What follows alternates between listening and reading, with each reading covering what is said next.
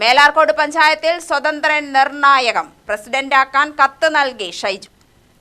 പഞ്ചായത്തിൽ ഇടതുമുന്നണിക്ക് 9ഉം കോൺഗ്രസിന് 7 സീറ്റാണുള്ളത്. സ്വതന്ത്രൻ ആർ ഷൈജു തന്നെ പിന്തുണയ്ക്കണമെന്നാവശ്യപ്പെട്ട് കത്ത് നൽകിയിരിക്കുകയാണ്.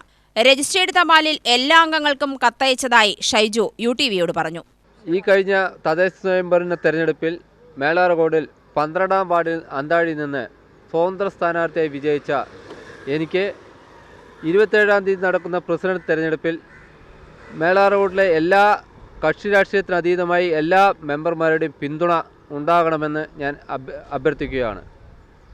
മേലാർകോട് ഗ്രാമപഞ്ചായത്തിലെ സുസ്ഥിരവും അഴിമതിരഹിതവും നൂതനവുമായ ഭരണം കാഴ്ചവെക്കാൻ എന്നെ പിന്തുണയ്ക്കണം.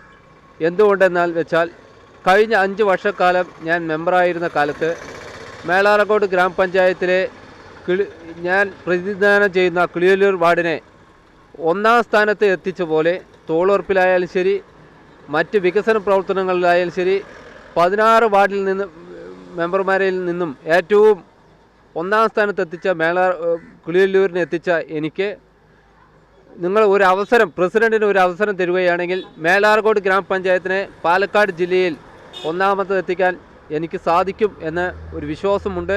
അതിന് നിങ്ങളുടെ കക്ഷി രാഷ്ട്രീയത്തിന് അതീതമായി എല്ലാ രാഷ്ട്രീയ കക്ഷികളുടെ മെമ്പർമാരും എന്നെ പിന്തുണയ്ക്കണം എന്ന് അഭ്യർത്ഥിക്കുകയാണ്.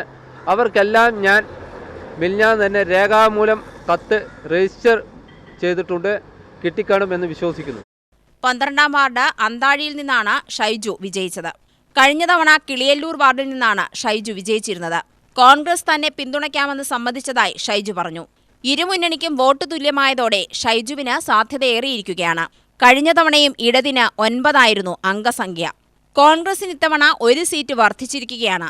27-നാണ് പ്രസിഡന്റ് തിരഞ്ഞെടുപ്പ്. CPM നയം വ്യക്തമാക്കിയിട്ടില്ല. UTV news, Palakkad.